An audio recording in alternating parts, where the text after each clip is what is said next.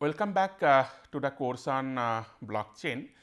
So, in the last class, we have started looking into one use case of utilizing blockchain for the government use cases, where we have looked into the digital identity as a use case, and we have understood the concepts of digital identity and the requirement for having digital identity for multiple agency usage, where different agencies or different domains, different service providers can utilize your identity for authenticate you or to provide authorization to use certain services.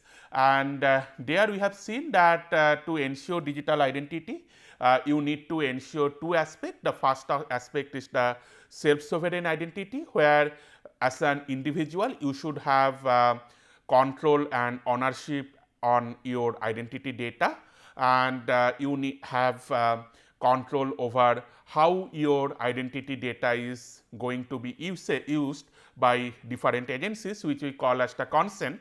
So, this control, ownership and the consents are two fundamental concepts behind providing a self sovereign identity. And the second requirement was the distributed trust management.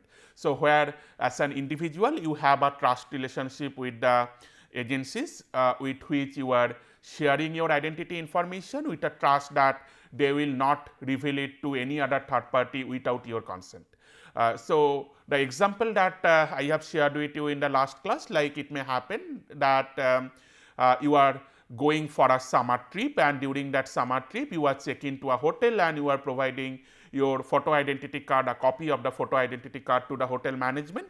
So, the hotel management is utilizing that photo identity card to find out that you are a citizen of a particular country, and it gives your identity information to the hotel management, but you have an inherent trust relationship with the hotel management that they are not going to utilize your identity information, or they are not going to reveal your identity information to any other third parties. So, that way you have a setup of or inherent trust relationship with the agencies or with the companies, with the authoritative domains, with service providers with whom you are sharing your identity information. So, in a distributed domain or a decentralized domain, where you can have multiple attributes that may cover your entire identity information, and as we have mentioned that inherently this identity information is decentralized, where different agencies or different organization can use different identity attributes to verify you. So, for example, the passport is the mean for verification during during your foreign trip, when you have to do a custom clearance, whereas your passbook is your identity whenever you are going to bank. So, that way multiple attributes can be utilized for identifying you for getting multiple services. So, having this decentralized identity information among multiple agencies or multiple service providers, while ensuring the self sovereign identity and the distributed trust model, that is the biggest challenge of our today's digital identity management. And here we have seen that we can utilize the blockchain platform for digital identity management, where blockchain can provide you a user centric design. The second is that blockchain can ensure that you can even verify your identity data with the help of a smart contract by not revealing the actual attribute information of your identity.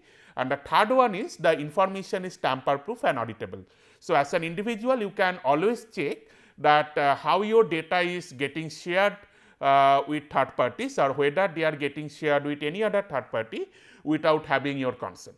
Now, in today's lecture we will look into one example use case of digital identity management with the help of Hyperledger platform, which we call as the Hyperledger Indy. So, this Hyperledger Indy is a fork or a project, sub project under Hyperledger project. So, in previous lectures which had been taken by Praveen, you have already seen the variant of Hyperledger platform, which is called as Hyperledger Fabric, and you know that Hyperledger was a blockchain platform, or better to say a permission blockchain platform for a smart contract platform that was jointly developed by the Linux Foundation and many other industries like IBM who have participated in this Hyperledger fabric design. So, under Hyperledger, this Hyperledger Indy is a project or you can say it as a sub project, or sometimes we call it as a fork of this main project, which deals with or which provides a platform for digital identity management. So, we look into the details that how Hyperledger platform can provide you a ubiquitous environment to manage your digital identity for getting multiple services. So, we will explain the entire thing using an use case. Say Alice, she wants to apply for a job, and when she wants to apply for a job, she requires her degree certificate or the degree transcript. So, she need to apply to her college from where she has already passed out for a degree certificate or for a transcript. So, Alice want to have her degree transcript for applying a job.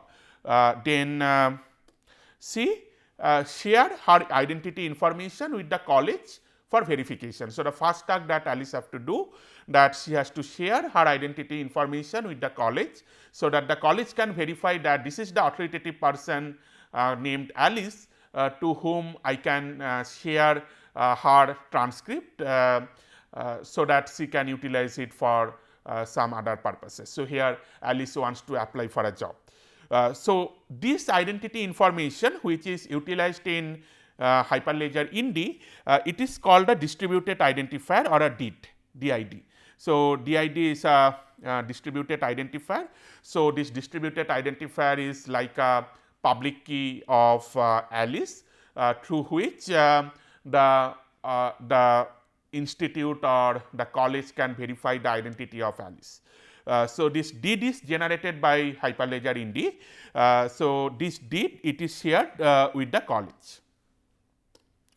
Now, in the next step, the college it verifies the DID and establishes a connection. So, in Indy we call it a connection when the DID gets verified.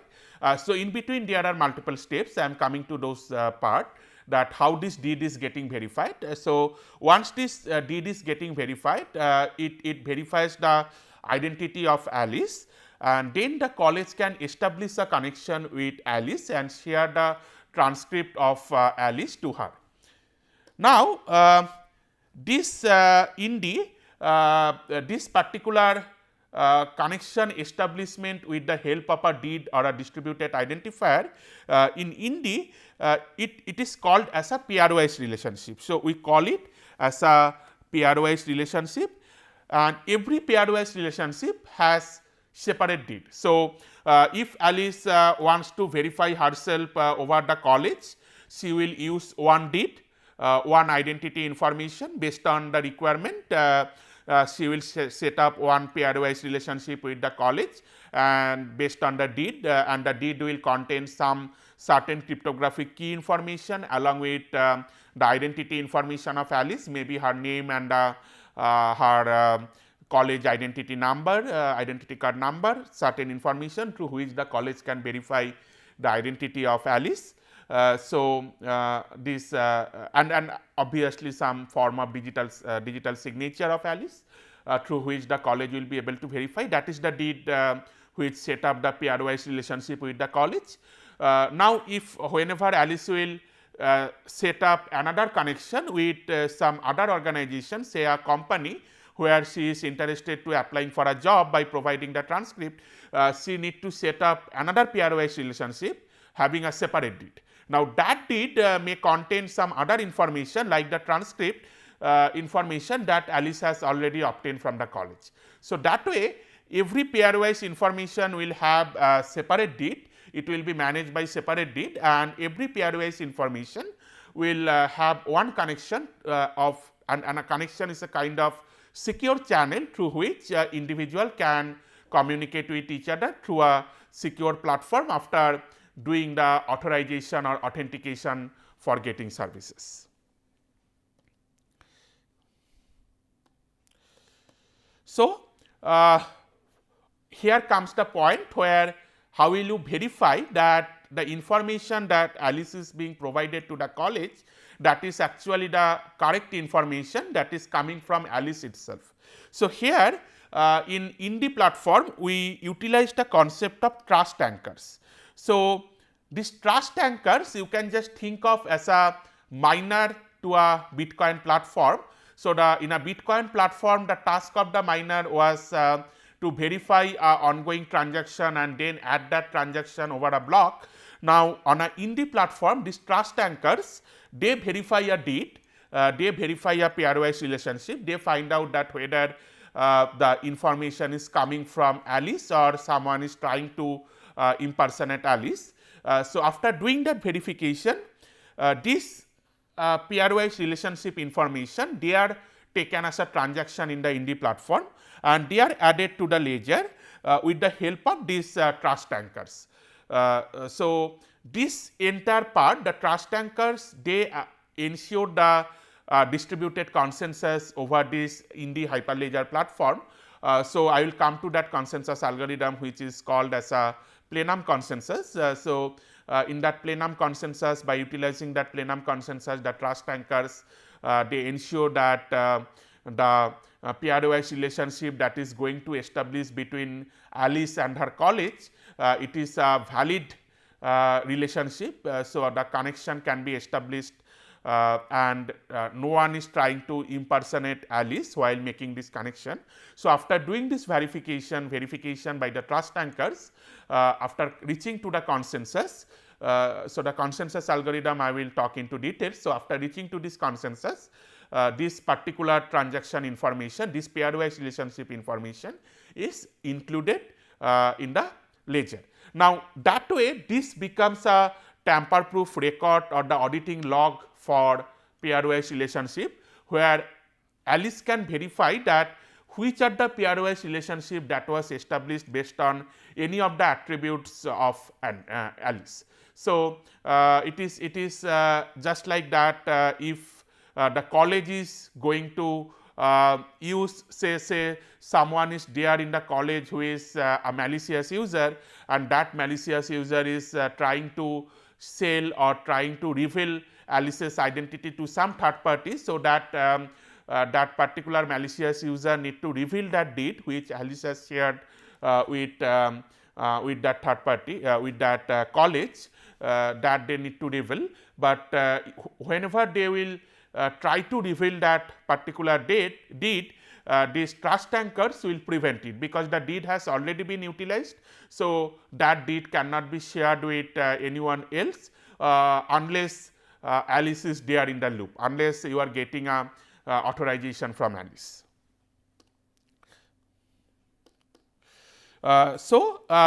These trust anchors in the network, these trust anchors neither know Alice nor her college.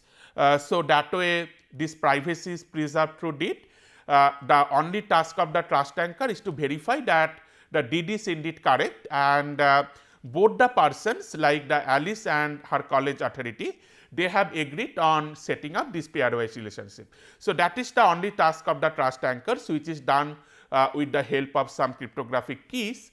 But interestingly, the way the things happens in Bitcoin, like you can see the transactions, but you cannot actually identify that who is the source of the transactions or who is the originator of the transaction and who is the destination of the transaction, because everything is put like an address, and with the help of the public key you are just verifying the address and the corresponding transaction by utilizing the Bitcoin script. But similarly, here in the Indy platform, you have certain identity information that is a public key information, or you can think of just like a Bitcoin address, a wallet address which is being utilized in Bitcoin. You can think of it as a wallet address through which Alice is setting up the pairwise relationship or the connection with her college, and the trust anchors, whenever they are getting this information about the pairwise relationship, they can only see the address, but from that address it is theoretically impossible, or better to say it is practically impossible to find out who that actual user is. So, they are not able to identify neither Alice nor her college, but their only task could be to verify that this pairwise relationship is indeed valid. That means both of the parties have agreed to share the information with each other. So, that is the only task for the trust anchors, and that way in the Indy platform you are ensuring this privacy, you are ensuring that the privacy is getting preserved. Well, so another point to note that DD is not the self-sovereign identity of Alice. So, DDs you can just think of it like a identity attribute which Alice shares with her college. So, for this example it may happen that DD is nothing but the identity card of Alice. Now, the trust anchors they will check this identity card which the Alice is going to share with the college, that is not forged. So, Alice is the authoritative person and no one else is trying to impersonate Alice in this particular example. So, that would be the only task for the trust anchors for checking that identity card is not being forged. So, this deed you can just think of it as an identity attribute like the college identity card. So, the self-sovereign identity of Alice would be all such deeds that she is going to create and she is going to share with some other institutes or some other companies for getting different kind of service. So, she is sharing with different service providers. So, that set of deed that will constitute the self-sovereign identity of Alice, and every individual deed you can think of as an identity attribute. Well, the point that I have mentioned that the collection of all these deeds can be thought as the self-sovereign identity of Alice. So, once this consensus is reached, the connection can be accepted by both the parties, by Alice and the college, and the college can share the transcript with Alice. So, once the college get a verification from these trust anchors that the pairwise relationship that Alice is trying to set up with the college with the help of that deed, it is indeed valid, and the identity card that Alice has shared, it is not getting impersonated. In that case, the college will share the transcript with Alice. Well, once Alice get that transcript, so now Alice can create another pairwise relationship with say the company where she wants to make an application. So, Alice can create another such pairwise relationship, and in this case she can use another deed, she can set up another deed with this particular company for applying for the job, and in that case in that deed setup she can provide the transcript that she already got. So, that transcript it is shared along with the deed, it can be embedded as a part of the deed and it can be shared with the company to have a job application. So, again the same process will get repeated. The trust anchors they will verify that the deed that is being created for another pairwise relationship between Alice and one company, say the company ABC, so the pairwise relationship that is getting created, and in that pairwise relationship neither Alice nor that company ABC they are getting impersonated, and both are agreeing to share the information with each other by doing this identity validation. And then the company can offer a service, offer a job to Alice, and they can provide an employment certificate to Alice. Now, Alice has this employment certificate. So, she is very happy now, she got the transcript from the college, she got the employment certificate by getting a job in a company. Now, she wants to buy a car. Now, whenever she wants to buy a car, she need to apply for certain loan in a bank, and in that case whenever she wants to apply for certain loan in a bank, she need to give a proof of her employment. Now, the employment certificate that she got from her employer, the company ABC that I have mentioned earlier. So she can use that employment certificate to apply for a loan.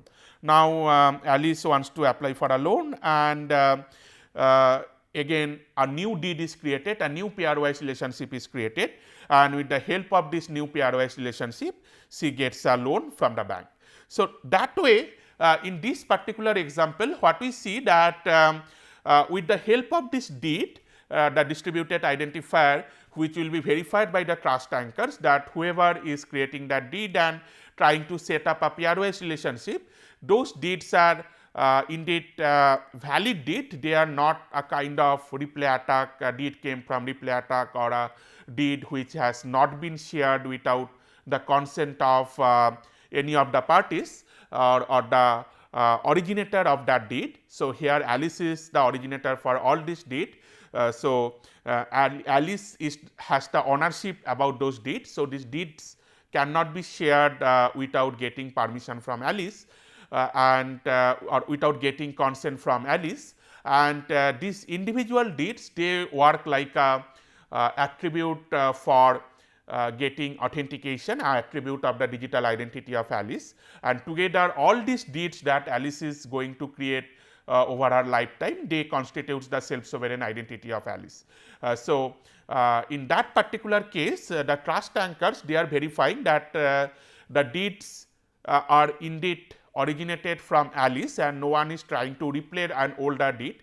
Now say for example, whenever Alice has shared one deed say with one service provider A, and that service provider A wants to say share or wants to reveal the identity of Alice for certain business purpose, or trying to sell that identity information without getting consent from Alice. Now if this kind of scenario happens, in that case that deed will not get verified by the trust anchors, because the trust anchors will find out that the deed that Alice has shared, that contains the cryptographic key of Alice.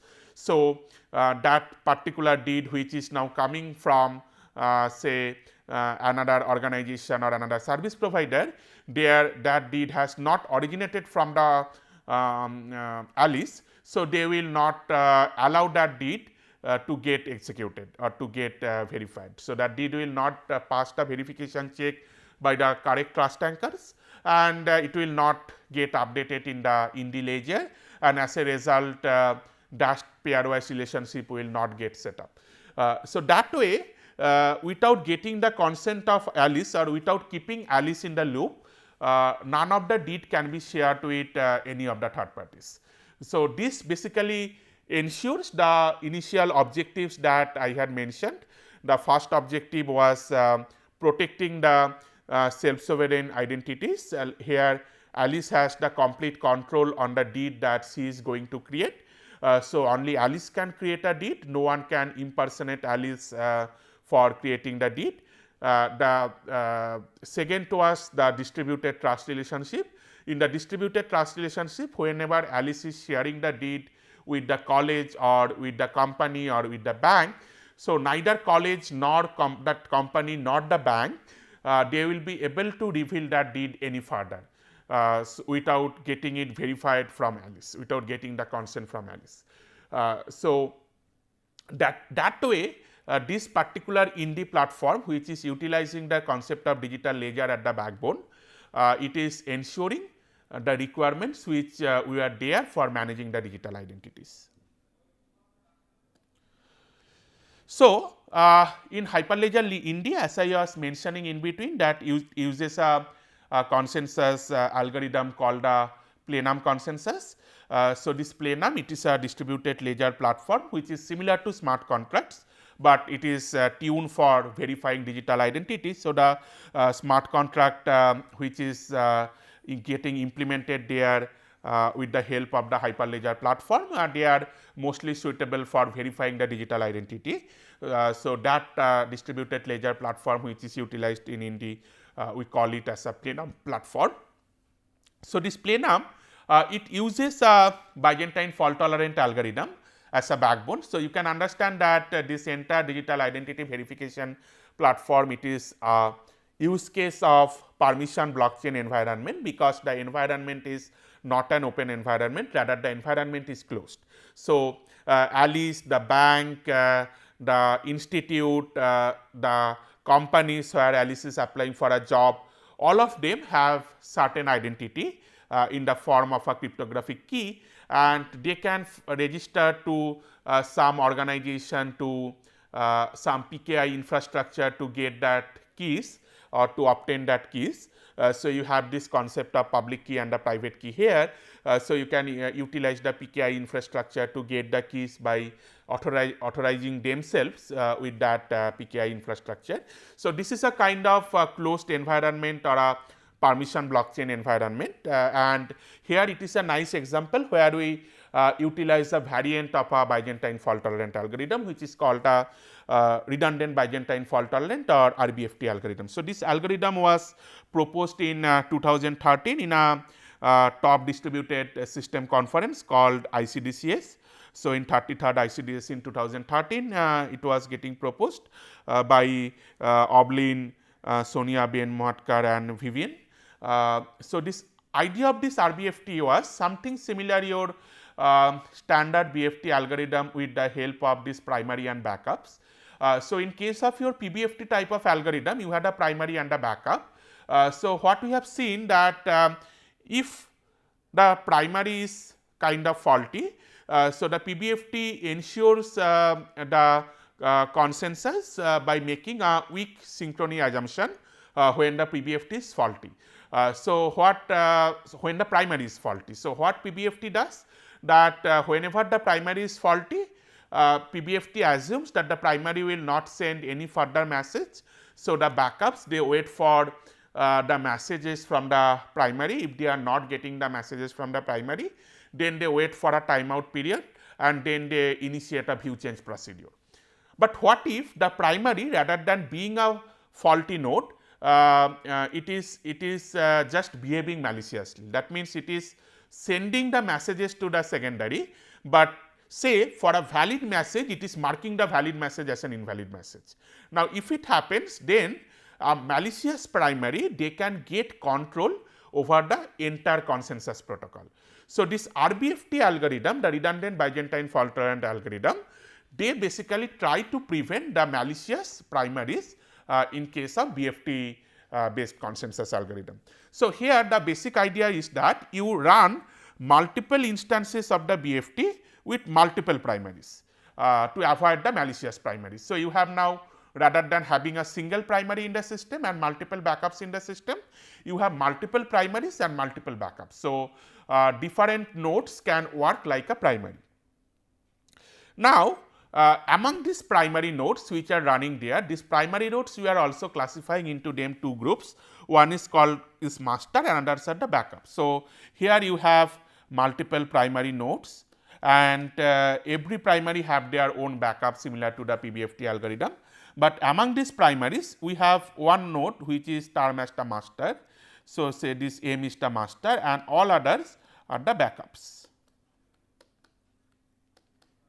Now, in this case everyone independently runs the PBFT algorithm, thus the serialization of the transactions, and whenever they are doing the serialization of the transaction, the master is the only one who is proposing the final transaction. So, the master is proposing the final transaction.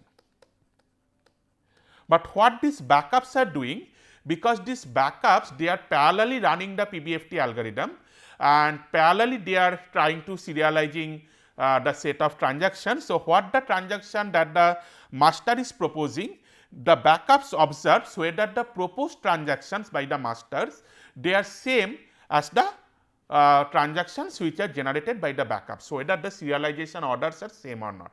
If the serialization orders are same, that means the master is behaving correctly. If the serialization order is different, that means the primary which is working like a master, that is possibly behaving like a malicious node, and in that case this primary backups they try to remove that master nodes, detect these faulty master nodes and replace these faulty master nodes with another primary node. So, that is the broad idea of this RBFT algorithm, where you run multiple instances of the BFT algorithms in parallel and every primary generates one serialized order of the transactions, and among these serialized orders, the serialized orders which master is going to generate, that particular set of transaction, that serialized order of transaction, that is taken out as an output from that consensus algorithm. But at the same time, all the backups validate that whether the serialization order that master is proposing, whether that is matching with their own serialization order. If they are matching, then that means the primary is working correctly. If it is not matching, then that means the master it is behaving maliciously. So, they replace the backups, they collectively elect another master, and that master will take control over the entire system. So, this is the RBFD algorithm. I have just given you a brief introduction about the RBFD algorithm. So, you should read this paper published in ICD-CS to get the details about this RBFD algorithm and the theoretical proof and complexities of that particular algorithm. Well, that is about this Hyperledger Indy platform, which utilizes this concept of plenum as a digital ledger and the RBFD consensus algorithm to ensure preventing identity fraud and ensures this self-sovereign identity and preserving self-sovereign identity and preserving distributed trust during the identity sharing and identity verification. So, there are multiple startups which are nowadays working on this digital identity platform. So, this secure key they are developing one digital identity platform based on blockchain environment, the smart contract environment. Sovereign is another well known or popular startup which is working on this space of digital identity management. So, Sovereign also have their own white paper. So, I encourage all of you to read that white paper to understand how this Sovereign platform works. And there are certain open standards for digital identity which is coming up. So, this IBM and Hyperledger, they have signed an relationship with the Decentralized Identity Foundation, which is a consortium to promote interoperability and standards for blockchain based identity system. So, it was very new, it came in 2017, where they are collaborating with each other to have the standards for digital identity management. So, that is one interesting read that I encourage all of you to go through. It is the Sovereign protocol, which utilizes a blockchain platform for identity and decentralized trust management. So, you can get the nice concept about how blockchain can be utilized for digital identity management. So, that is all about the digital identity management over the blockchain platform. Hope you have enjoyed this lecture with a practical example and a platform for a practical use case from which the government can get a lot of benefit. So, broadly we can or we should be able to tackle the problems which are there with the Aadhaar database, the debate which are going on top of this Aadhaar database. So, with this I would like to conclude this lecture. See you again in the next class. Thank you.